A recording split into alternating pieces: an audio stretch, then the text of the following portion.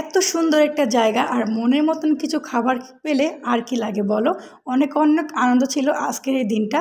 আসসালামু আলাইকুম, সবাই কেমন আছো? এই তো আমরা নদীর পাড়ে বসে আসছি আর এত সুন্দর একটা ভিউ, এত সুন্দর ঠান্ডা বাতাস, এত সুন্দর একটা ওয়েদার, বিশ্বাস করো এক কথায় অসাধারণ। আর আমি বাসা থেকে নিয়েছিলাম আমার বানানো এই টাপ কেকটা। তোমরা যদি এরকম হোমমেড কেক খেতে চাও অবশ্যই কিন্তু নারায়ণগঞ্জ কেক হাউসে মানে নক দিতে পারো। আমি হচ্ছে উপরে পেজটায় মেনশন করে দিব। তো অনেক ইচ্ছা ছিল আমি এইভাবে সুন্দর একটা ভিউ, প্লাস আমি এখানে আসলাম ভিডিও করার জন্য, প্লাস ছবি তোলার জন্য। সত্যি কথা বলতে এক কথা অসাধারণ। আর কেকটা এত বেশি মজা হয়েছে, 1 পাউন্ড কেক তো 1 নিমিষে শেষ। আর সবার আগে আমি টেস্ট করলাম, যদিও আমি এখন ইদানিং তেমন একটা কেক খাই না। একটা কথা আছে না, যে যেটা মানে পারে সে তার কোনো মায়া থাকে না, মানে মায়া বলতে কি আগ্রহ থাকে না খাওয়ার। তো এখন আমি এত পরিমাণে কেকগুলো সেল করি আলহামদুলিল্লাহ, এত পরিমাণে কেক বানাই যে আমার কোনো রকম কেক তেমন একটা মানে খাওয়া হয় না। আর আজকে আমি অনেকদিন পরে কেক খাইছিলাম, সত্যি কথা বলতে অনেক বেশি মজা লাগতেছিল। আর যেহেতু কেকটা ছিল ঠান্ডা ঠান্ডা, ফ্রিজ থেকে বের করে নিয়ে আসি, আর এত সুন্দর একটা ওয়েদার, এত ভালো লাগতেছিল। এই তো সবাই মিলে নদীর পাড়ে এখন বসে আমরা খাইতেছিলাম নারায়ণগঞ্জ কেক হাউসের চকলেট কেক বা হচ্ছে চকলেট টাপ কেক। আর আমার ছেলে মেয়ে তো পাইয়ে অনেক অনেক খুশি হয়েছে। আসল কথা কি, ওদের মুখে হাসি দেখলে আমার জন্য সব কিছু মনে হয় আলহামদুলিল্লাহ আলহামদুলিল্লাহ। এদিকে তো আমার মেয়েও দেখি হাত দিয়ে চাটিচিটা খাইতেছে। আর তোমাদের ভাইয়া না একটু শরীরটা খারাপ ছিল, কারণ সেই 2 দিন ধরে তার জ্বর, খুব পরিমাণে জ্বর প্লাস কাশি ঠান্ডা। তারপরও সে আমাদের নিয়ে এসে, থ্যাংক ইউ আমার জামাই জানকে, মানে সে আমাদের সুন্দর একটা জায়গা ঘুরতে নিয়ে এসে। আর দেখো নদীর পাড়টা এত বেশি সুন্দর লাগতেছিল।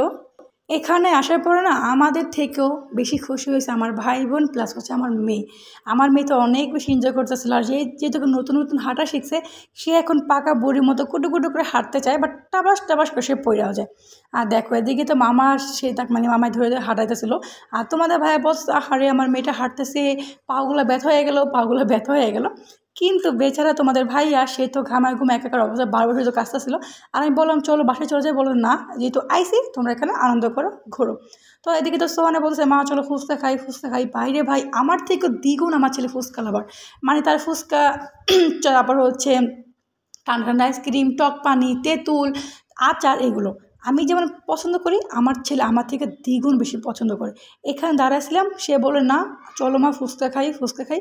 তারপরে কি ওখানে আসে জন্য ফুচকা খাওয়ার জন্য, বাট আমার এখানে ফুচকা অর্ডার দিয়ে বাইরে দাঁড়িয়ে আসি, কারণ বাইরে না খুব রোদ ঠিক আছে, বাট খুব পরিমাণ ঠান্ডা ঠান্ডা বাতাসে গায়ে লাগতেছিল। আর তোমাদের ভাইয়া দেখো নাক মুখ কী একটা অবস্থা হয়ে গেছে ঘামাইয়া ঘুমাইয়া। তারপরও সে চায় তার ছেলে মেয়ে আনন্দ করুক, সুন্দর একটা সময় কাটাক। আর এখান থেকে আমরা আসা পেলাম ফুচকা খাওয়ার জন্য। অনেক বেশি মজা হয়ে গেছে। হ্যাঁ, আর তোমাদের ভাইয়ের শান্তি দেয়, কারণ সে তার মেয়েকে নিয়ে প্যারা, শুধু মেয়ে তাকে হাঁটাইতেছে, অনেক কষ্ট করে যাচ্ছে। আমি আমার মতো ঘুরতেছি, অনেক বাতাস কিন্তু খুব পরিমাণে রোদ, ওদের কারণে পুরো তাকানো যায় না। একটা ছবি সুন্দর হয়। আমি না বুঝতে পারি নাই যে একটা প্লেটের মধ্যে এতগুলো ফুচকা দিব। আর 1 প্লেট ফুচকা দাম ছিল 160 টাকা, বাট অনেকগুলো ফুচকা দিছিল। আমি তো ভাবছিলাম হয়তো 10-12টা ফুচকা দিব বা অল্প কিছু ফুচকা দিব, কিন্তু এত পরিমাণে ফুচকা যে আমরা কেউ খাইয়ে শেষ করতে পারছিলাম না। কেউ তো আমরা দুপুরে খাবার দাবার খেয়ে বেরোইছি। তো তোমাদের ভাই বলে এতগুলো কেন নিচ্ছে, বাট আমার অনেক কষ্ট করে খাইছে, কারণ টাকা দিয়ে খাবার কিনছি ভাই, খাবার তো ফলানো যাবে না। তার এখানে এসে বললাম কয়েকটা ছবি টবি তোলার জন্য। আর আজকে কিন্তু আমি সমস্ত ছবি তোমাদের ভাইয়ার ফোনেই তুলছি, কারণ জামাইয়ের দামি ফোন পাইছি তো ওটা ছবি তুলে নিস বেশি করে। আর এখন আমি ছবিগুলো হাতে পাই নাই, কারণ প্রতিদিনই বলতেছে আমার ছবিগুলো আমাকে দাও। সে বল আজ দে কাল দে, কিছু তো আমার ছবিগুলো দিতেছে না। তো যাই হোক এখানে খুব সুন্দর আনন্দ করতেছিলাম, ঘোরাফেরা করতেছিলাম। আর ওরা তো একটা বল নিয়ে খেলা করতেছিল। আর আমি যদিও ঠিকমতো কোনো ভিডিও করতে পারি না, কারণ অনেক আশা নিয়ে যেইখানে যাই অনেক আশা নিয়ে যাই সুন্দর মতন ভিডিও করবো, ছবি করবো। কিন্তু আমি যেসব ভিডিও তুলি সেইগুলো সুন্দর, বাট আমার ভিডিও কেউ সুন্দর করে তুলতে পারে না। আর তোমাদের ভাইয়া তো এখন বসে আছে এক সাইডে। আর তোমাদের ভাইয়াকে বলছিলাম তুমি ব্যাগটা রাখো, তুমি সুন্দর করে ছবি তুলো। বলো না তোমরাই ছবি তুলো, আমি তো ভাই এখানে বসেই আছি, ভালো আছি। আর হ্যাঁ, এখানে কিন্তু ছিল একসাথে চিড়িয়াখানা, মানে কিছু পশু পাখি ছিল। তো সেইগুলো আমি পরবর্তী ভিডিও তোমাদের সাথে শেয়ার করবো, এখানে কী কী পাখি আছে, কী কী পশু পাখি আছে। তো আমরা তো অনেকে ভিডিও দেখে আসি যে না মানে নারায়ণগঞ্জের সাবদি বালুচর পার্কে পশু পাখি প্লাস হচ্ছে পার্ক দুটো একসাথে। আর দেখো কী সুন্দর ঠান্ডা ঠান্ডা বাতাস আর সুন্দর একটা ওয়েদার।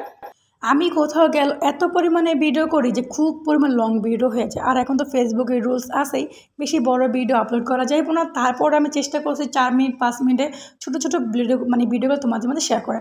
তো যাই হোক দেখা হচ্ছে পরবর্তী ভিডিওতে।